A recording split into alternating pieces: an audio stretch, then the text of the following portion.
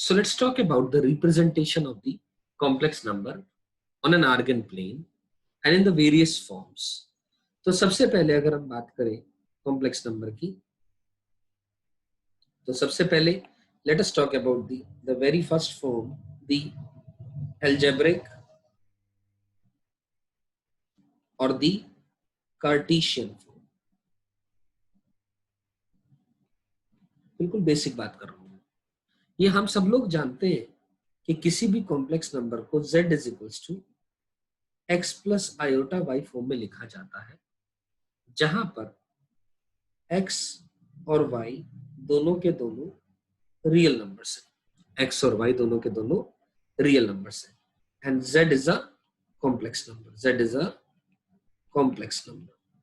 ठीक है, अब इस कॉम्प्लेक्स नंबर को हम प्लॉट करना चाह रहे हैं on an Argand plane. We want to plot this complex number on an Argand plane. तो आर्गन प्लेन, अब ये आर्गन प्लेन क्या है इसके बारे में ऑलरेडी अपन लोग बात कर चुके हैं, लेकिन फिर भी बात कर लेते हैं। आर्गन प्लेन क्या है? सिंपल आप ऐसे समझे कि जैसे x और y एक्सिस होता है, ठीक उसी प्रकार से यहाँ पर x और y एक्सिस की जगह पर x एक्सिस को हम लोग रियल एक्सिस कह देते हैं। ये पॉइंट तो 0 0 पहले भी होता था, ये अभी भी 0 0 है। This axis is the real axis, यानी x एक्सिस को रियल एक्सिस कह देते हैं एंड y एक्सिस कहलाती है इमेजिनरी एक्सिस। क्या कहलाती है? Imaginary axis. ठीक है दोस्तों, तो ये रहा आर्गन प्लेन। इस आर्गन प्लेन को हम कॉम्प्लेक्स प्लेन भी बोल देते हैं, कॉम्प्लेक्स प्लेन, इमेजिनरी प्लेन या गॉसियन प्लेन भी बोल देते हैं। ठीक है, अब किसी भी कॉम्प्लेक्स नंबर को अगर रिप्रेजेंट करना है इस प्लेन के ऊपर, तो लेट अस से ये कोई एक पॉइंट है। अब जो z है actually it corresponds to an ordered pair x, y। No doubt z का नाम है कॉम्प्लेक्स नंबर, पर वो कोई एक नंबर नहीं है। It is not a number, it is just a way to represent a coordinate of a point lying on the Argand plane. यानी ये क्या है? लेट अस से ये x, y है। You getting my point? Late us से ये point O है, ये पॉइंट P है। तो एक्चुअली P Z को रिप्रेजेंट करता है, इस Z को जिसकी अपन बात कर रहे हैं। मेरी बात समझ में आ रही है?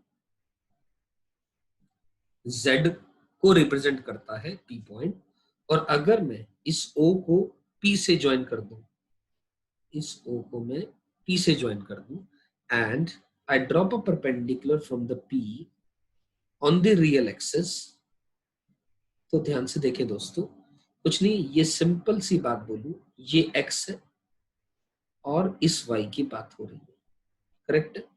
और ये जो एंगल है ये थीटा कहलाता है। This theta as we have already have an idea, या इस थीटा को हम लोग आर्ग्यूमेंट कहते हैं। इस थीटा को क्या बोलते हैं?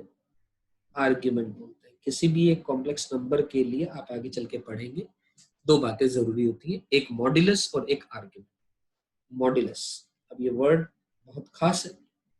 मॉड्यूलस, मॉड्यूलस का मतलब यहां पर मैं बात करूं तो ये आर है, ये आर यहां से लेकर के यहां तक की बात करूं, यानी जो ओपी डिस्टेंस है, ओपी एक्चुअली आर के बराबर है और उसको मॉड्यूलस ऑफ जेड लिखते हैं।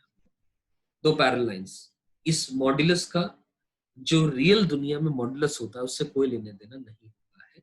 ठीक, जैसे मॉड ऑफ -3 वो तो 3 वैल्यू आ जाती है, वो एक अलग चीज होती है, ये मॉड्यूलस अलग फंक्शन है, ये मॉड्यूलस अलग है। ठीक, तो यहां पर अगर मैं बात करूं, जैसा कि अपन लोग जानते हैं z is equal to x plus iota y है, तो जो r की जो वैल्यू होगी, r is going to be modulus z and modulus z is the distance form, distance OP, और डिस्टेंस क्या है? x माइनस 0 का स्क्वायर प्लस y माइनस 0 का स्क्वायर, यानी या सिंपल बोल दूं मैं, under the root of x square plus y square. तो r represents the distance. r actually is a real number. r is equal to modulus of z is equal to a real number. मेरी बात समझ में आ रही है? तो r represents, r लिख सकते हो आप, represents the distance the distance of the point P from the origin, from the origin. R ये रिप्रेजेंट करता है। आई एम श्योर मेरी बात समझ में आती है। और सिंपल ट्रिग्नोमेट्री हमें बता रही है, simple trigonometry tan theta can be written as y divided by x। So ये भी आप लिख लें कि जो tan थीटा है उसकी value y divided by x, यानी जो थीटा है यानी जो आर्ग्यूमेंट है उसको आप लिख दें tan inverse of y divided by x, tan inverse of y divided by x। तो ये हुआ सिंपल सी बात, बिल्कुल कोई भी एक कॉम्प्लेक्स नंबर जिसको मैंने अलजेब्रिक या फिर कार्टेशियन फॉर्म में आपको रिप्रेजेंट करके एक आर्गन प्लेन या फिर कॉम्प्लेक्स प्लेन के ऊपर दिखा दिया। यहां तक बात समझ में आती है सभी को? करेक्ट। तो अब हमने मॉडुलस के बारे में भी देखा, आर्ग्यूमेंट के बारे में भी देखा। अगर मैं सिंपल सा एक एग्जांपल लूं, बिल्कुल सिंपल सा एग्जांपल इस बात को समझने के लिए, z is equal to let us से मान लीजिए हमने लिखा कि x प्लस आयोटा y के अंदर में x और y की वैल्यू में कोई ना कोई दे देता हूं मैं, तो it is 1 plus iota under the root of 3 let us से। ठीक, तो इसको अगर मैं रिप्रेजेंट करना चाहूंगा दोस्तों, आई एम श्योर मुझे बताने की इसमें बहुत ज्यादा जरूरत नहीं है। क्या देखिए दोस्तों कि ये रहा आर्गन प्लेन, इस आर्गन प्लेन के ऊपर अगर मैं रिप्रेजेंट करना चाहूंगा तो लेट अस से ये पॉइंट है, ये 1 अंडर द रूट ऑफ 3 है, इसको ज्वाइन करेंगे तो ये वाला O पॉइंट था, ये P पॉइंट है, यहाँ से परपेंडिकुलर ड्रॉप कर सकते हैं, ये एंगल थीटा है, ये वाला एंगल थीटा है। तो बस मतलब यानी OP जो है which is equal to modulus of Z which is equal to under the root of 1 का square plus under the root 3 का स्क्वायर, यानी 3 और 1 4, यानी मॉडुलस Z की जो वैल्यू आएगी वो क्या आ गई है 2 आ गई। ये बात तो समझ में आती है, इसमें कोई भी कंफ्यूजन नहीं। ठीक है, और आप सबकी जानकारी के लिए बता दूं जो tan थीटा है, tan थीटा है ये x कोऑर्डिनेट की बात जैसे सोचते हैं वैसे ये x यानी रियल कोऑर्डिनेट है, ये रियल एक्सिस के ऊपर है ये, और ये वाला जो डिस्टेंस है ये अंडर रूट 3 है। तो P point actually it is a point coordinate, Z represents a coordinate actually, so tan theta is nothing but कितना under the root 3 divided by 1, तो यानी थीटा की वैल्यू अब कितनी आ जाएगी, इतनी ट्रिग्नोमेट्री आई एम श्योर सभी को आती है, ये वैल्यू 60 डिग्री हो जाएगी। So this becomes the argument, this 60 degree is the argument, और इस आर्ग्यूमेंट को हम लोग ऐसा लिखते हैं, आर्ग्यूमेंट ऑफ z करके लिखा जाता है is equals to 60 degree. Correct है, this is a standard way we denote the things. यहां तक बातें समझ में आ गई? तो आई एम श्योर अलजेब्रिक या फिर कार्टेशियन कोऑर्डिनेट आपको पूरा का पूरा समझ में आ गया। So let's talk about the another form. The first form was the algebraic या फिर Cartesian form. So let us talk about the second form of representation of the complex number, which is the trigonometric form. Trigonometric form या फिर polar form, इसको एक और नाम कह देते हैं हम लोग पोलर फॉर्म। ठीक है दोस्तों, ट्रिग्नोमेट्रिक या फिर पोलर फॉर्म। अब क्या है यहाँ पर, अब हमने इतना तो देखा z is equal to x plus iota y होता है।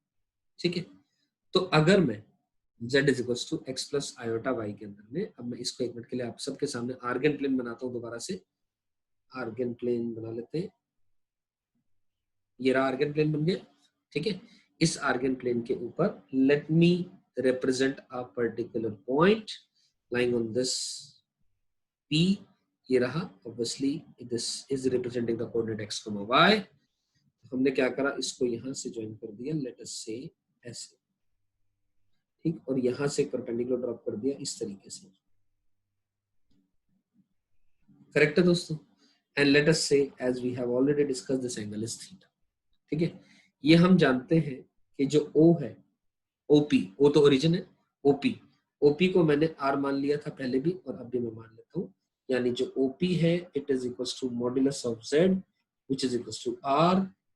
करेक्ट है, ऐसा बोल सकते हैं हम लोग। तो दोस्तों आप ये ध्यान से देखें, क्या मैं बोल सकता हूँ इसका अगर मैं कंपोनेंट लूंगा तो क्या ये r cos थीटा है, इस पॉइंट को m ले लेते हैं, और क्या ये r sin थीटा है? कंपोनेंट्स लेना आपने ऑलरेडी सीखा हुआ, ठीक है ना। कहने का मतलब क्या हुआ कि जो x है that is r cos theta and y जो है that is r sin theta, ठीक है। ये बात समझ में आ रही? ये जो है x जो है r cos थीटा है और y जो है r sin थीटा। तो एज अ रिजल्ट देयरफॉर मैं z को लिख सकता हूँ, z इज इक्वल टू, अब x की जगह r cos theta plus iota times r sin theta, ऐसा लिख दिया। यानी r कॉमन लिया, अंदर में बना कितना, cos theta plus iota sin theta. यहाँ तो क्लियर हो गई बात, ठीक। तो एज अ रिजल्ट मैं इसको जो cos theta plus iota sin theta है, हम इसको r times of cis of theta भी लिखते हैं। r times of cis of theta, यानी सिस थीटा का मतलब है cos theta plus iota sin theta. मेरी बात समझ में आ रही है? थीटा का मतलब, मैंने ये थीटा कौन है, आर्ग्यूमेंट ऑफ z जो है वो थीटा है, और जो मॉडुलस है वो कैपिटल मॉडुलस z जो है वो r के बराबर है। ये बात समझ में आ रही है? सिस थीटा किसको कहा मैंने, मैं रिपीट कर दे रहा हूँ या लिख दे रहा हूँ दोबारा, जो सिस थीटा है वो एक्चुअली किसके इक्वल होता है, cos theta plus iota sin theta के। सही है दोस्तों, इतनी बात तो समझ में आ जाती है। अब अगर मैं आप सबसे बात करूं, एक और बात करूं मैं यहीं पर ही, कि लेट अस से सिस थीटा रिलेटेड ही कुछ बातें कर लेते हैं, कि सिस अल्फा इनटू सिस बीटा, ठीक है ना, सिस अल्फा इनटू सिस बीटा। आप सबकी जानकारी के लिए मैं बता दूं, it is cis of alpha plus beta. ये प्रॉपर्टी है, आप ध्यान रख सकते हैं इसको, ठीक है ना। हमने अभी अभी आपसे करी बात के जो ट्रिग्नोमेट्रिक या फिर पोलर फॉर्म है, वो हमने बेसिकली ट्रिग्नोमेट्रिक की एंगल्स की टर्म्स में, ट्रिग्नोमेट्रिक फॉर्म्स में कंपोनेंट निकाले हमने, और x और y को हमने r sin थीटा और r cos थीटा की फॉर्म में लिख दिया। तो अब हमने सिस थीटा माना किसको, cos theta plus iota sin theta को, ठीक है। तो ये cis of alpha plus beta बन गया, cis alpha into cis beta is cis of alpha plus beta. और ठीक उसी तरीके से जो cis of alpha into cis of minus beta, इसको हम लोग लिखते हैं cis of alpha minus beta. Correct है? आया कैसे, मैं सब बातें भी बता रहा हूं। और इसी तरह 1 cis of alpha, 1 cis of alpha is cis alpha whole की power -1 and which can be written as cis of minus alpha. अब ये तीनों बातें जो मैंने लिखी एक एक करके बात करते हैं। Let us talk about priorly about this part cis alpha into cis beta. अब हम जानते हैं कि जो सिस अल्फा है वो क्या है, cos alpha plus iota sin alpha. Cis beta क्या है, cos beta plus iota sin beta. सही है बात यहाँ तक? अब मल्टीप्लाई करेंगे आप जैसे, तो क्या बनेगा, cos alpha into cos of beta plus iota times cos alpha into sine beta plus iota times sine alpha into cos beta, और आयोटा स्क्वायर आ जाएगा -1 माइनस का sine alpha into sine of beta, ये आ जाएगी। सही है? तो कहने का मतलब अगर हम इन दोनों पार्ट्स को देखें, इसको और इसको, तो ये बन जाएगा cos alpha cos beta minus sine alpha sine beta is cos of alpha plus beta. तो ये बना cos of alpha plus beta plus iota times of, कितना बन जाएगा ये भी, ये बात समझ में आ रही है कि नहीं आ रही है मेरी, cos alpha sine beta plus sine alpha cos beta, iota common लेंगे तो यानी जो कि बनेगा sine of alpha plus beta which can be written as cis of alpha plus beta. So I'm sure this result is quite understood by all of you. और cis of minus beta, अब beta की जगह minus beta आएगा तो cos of minus beta plus iota times of sine of minus beta आ जाएगा, और कोई चेंज नहीं आएगा। अकॉर्डिंगली आप काम करेंगे तो बीटा की जगह बस माइनस बीटा आ जाएगा। और ये दूसरा रिजल्ट था। और तीसरा रिजल्ट है 1/सिस अल्फा, तो हम सिस अल्फा की पावर -1 यानी सिस ऑफ माइनस अल्फा लिख सकते हैं। तो देखते हैं दोस्तों, इसके बारे में बात करते हैं। 1/sis ऑफ अल्फा यानी 1/cos alpha plus iota sine alpha, इसको हम रैशनलाइज कर सकते हैं, यानी cos अल्फा माइनस का iota sine alpha into cos alpha minus का आयोटा साइन ऑफ अल्फा।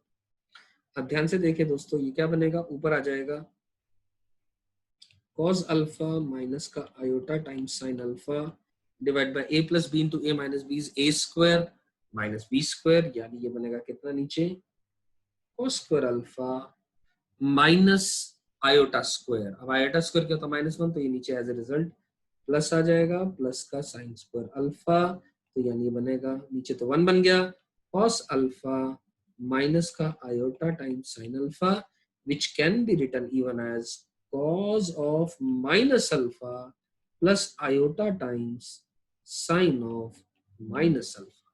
समझ आ रही बात मेरी?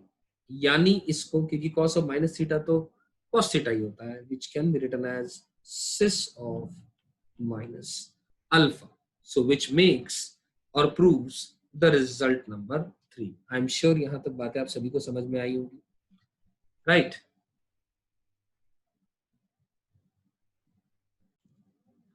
So let's attempt one question based on it. So the question is a simple सा question, if z is given by 1 plus cos of 6 pi by 5 plus iota times sine of 6 pi by 5, ऐसा लिख दिया, ठीक। तो we got to find modulus of z and argument of z। ठीक है, बिल्कुल simple सा क्वेश्चन, जो हमने अभी अभी बातें पढ़ी उसके बेस पे ही ये सिंपल सा क्वेश्चन, ठीक है। तो ध्यान से देखिए दोस्तों, अब मैं यहाँ लिखना शुरू करूंगा अगर मैं इस क्वेश्चन का आंसर या सॉल्यूशन इसका। अब किसी भी कॉम्प्लेक्स नंबर की बात करते हैं वो तो हमें z is equal to x plus iota y यानी x प्लस आयोटा वाई की फॉर्म में लिखना होता है, ठीक है ना। यहाँ ये तो समझ में आ रहा है, लेकिन ये ना दो वैल्यूज आ रही है, मतलब cos theta plus iota sine theta की फॉर्म में अगर मैं बात करूँ, हमें तो cos theta plus iota sine theta का पता है, उसको सिस थीटा लिख देते हैं हम लोग, लेकिन यहाँ पर इसको चेंज करना पड़ेगा, 1 प्लस समथिंग है, अब इसको cos ऑफ समथिंग में चेंज करना पड़ेगा।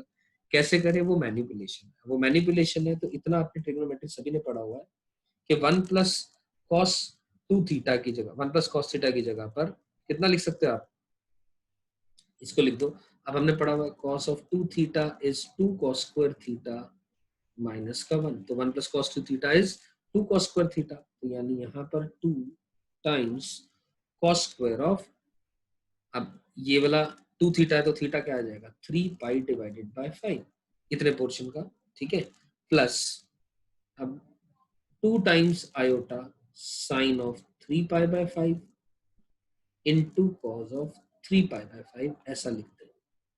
मेरी बात समझ में आ रही है यहाँ तक? इसमें तो कोई भी कंफ्यूजन नहीं है किसी को भी। साइन 2 थीटा को लिख दिया 2 sine theta into cos theta, यहाँ तक बात समझ में आई। तो अब हमने क्या किया, इस z को लिखा इज इक्वल्स टू, जो कॉमन आया आप कॉमन ले लें, यानी 2 कॉस ऑफ 3 पाई बाय 5 आपके पास कॉमन आएगा, अंदर क्या बचेगा cos of 3 pi by 5 plus iota times sine of 3 pi by 5। ये बात समझ में आ रही है मेरी? ठीक है, तो एज अ रिजल्ट ध्यान से देखें दोस्तों, ये क्या फॉर्मेट हमने अभी अभी पढ़ा थोड़ी देर पहले ही, जो ट्रिग्नोमेट्रिक फॉर्म है, z is equal to r times of cos theta plus iota sine theta. अगर मैं इससे कंपेयर करूं, इसको कंपेयर करूं तो साफ साफ पता लग रहा है, साफ साफ पता लग रहा है कि दैट इज, जो r है, r किसके इक्वल होता है, मॉडुलस z के इक्वल होता है, वो क्या आ गया, ये आ गया ये वाला पोर्शन, यानी 2 times cos of 3 pi divided by 5। ये बात समझ आई? एंड इसी तरह आर्ग्यूमेंट, आर्ग्यूमेंट ऑफ z वो क्या आएगा, अरे भाई ये cos theta plus iota sine theta है, तो थीटा की वैल्यू लिखी है, अब थीटा कितना आ गया, अब थीटा आ चुका है अपने पास 3 पाई बाय 5। मेरी बात समझ में आ रही है? इसको लिख सकते हैं आप लोग 3 पाई डिवाइडेड बाय 5, वो आगे चल के पढ़ेंगे हम लोग कि आर्ग्यूमेंट के अंदर में हम लोग, या हमें अगर ये पता है प्रिंसिपल आर्ग्यूमेंट वाली बातें मालूम है, तो प्रिंसिपल आर्ग्यूमेंट लिखने के लिए, क्योंकि जो प्रिंसिपल आर्ग्यूमेंट होता है, प्रिंसिपल आर्ग्यूमेंट होता है उसकी जो रेंज होती है क्या होती है, माइनस का पाई ओपन से लेकर के पाई क्लोज होती है। मेरी बात समझ में आ रही है? तो अगर हम उस डायरेक्शन में भी थोड़ा डालना चाहें तो वहां पर भी हम चल सकते हैं, क्योंकि जो 3π/5 है, 3π/5 क्या है बेसिकली, पाई माइनस का 2π/5 है ना, पाई में से कुछ घट रहा है, तो इसको प्रिंसिपल आर्ग्यूमेंट आप ले लें, कोई इश्यूज नहीं है इसके अंदर में। ठीक है बात यहां तक? तो आपके पास मॉड्यूलस आ गया, आर्ग्यूमेंट आ गया, यही आपसे क्वेश्चन के अंदर में पूछा गया था। करेक्ट है दोस्तों? I am sure this point is clear to all. तो ठीक है, ऐसे ही कोई भी बेसिक सवाल इस तरीके से पूछे जाएं तो आप उनका जवाब दे सकते हैं कि इस फॉर्मेट में आपने लेकर के आना है। कैसे लाना है वो आपने मैनिपुलेशंस करनी पड़ेंगी। सो एक्सपोनेंशियल फॉर्म की बात कर रहे हैं। So let us talk about the exponential, या फिर इसको एक और कहा जाता है यूलर्स फॉर्म। ठीक है ना, यूलर्स फॉर्म।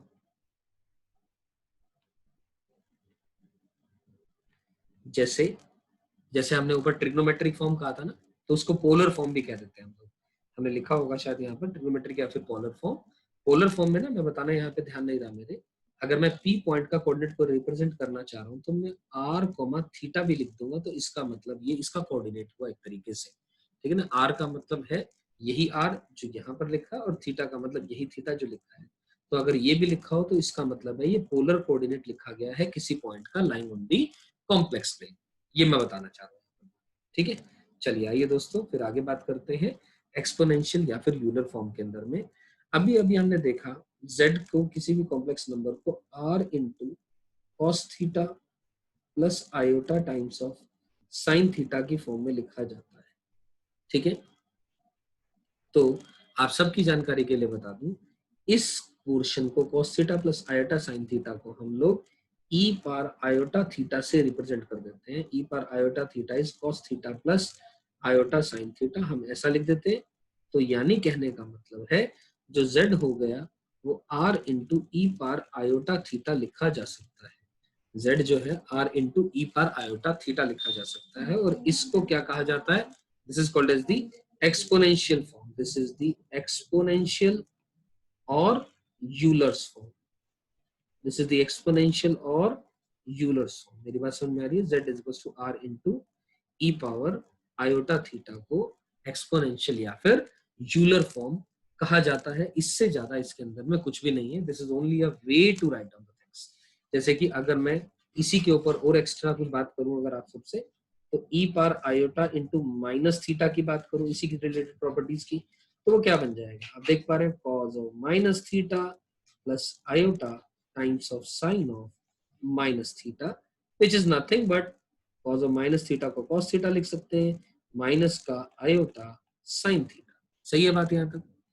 ठीक है, ये बात भी क्लियर है। और अगर मैं आप सबसे इसका मॉड्यूलस पूछूं ई पार आयोटा थीटा का या ई पार आयोटा माइनस थीटा का, तो बेसिकली वो क्या होगा दोस्तों, under the root of cos square theta plus sine square theta, which will obviously be always 1, क्योंकि ई पार आयोटा थीटा क्या है, एक कॉम्प्लेक्स नंबर है। नजर आ रही है बात यहाँ पर? थीटा का मतलब है ये आर्ग्यूमेंट है, यानी थीटा को ये रियल वैल्यू है। क्लियर है बात यहाँ तक? इसमें कोई भी कंफ्यूजन हो तो बोले। नहीं? चलिए, तो ठीक है, आगे बात करते हैं और इसमें कुछ और ऐड ऑन करते हैं चीजों को जो हमने पढ़ा है।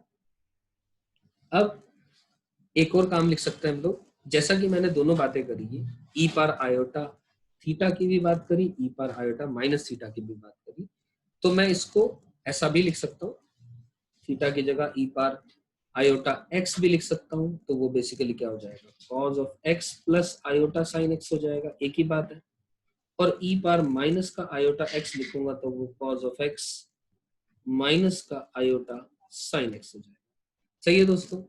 तो मैं क्या कहना चाह रहा हूं, अगर इन दोनों को, ये दोनों को, इसको let us name it as 1 and let us name it as 2, इन दोनों को ऐड एंड सबट्रैक्ट करेंगे तो हमारे पास क्या क्या वैल्यू आएंगी, देखते चलें।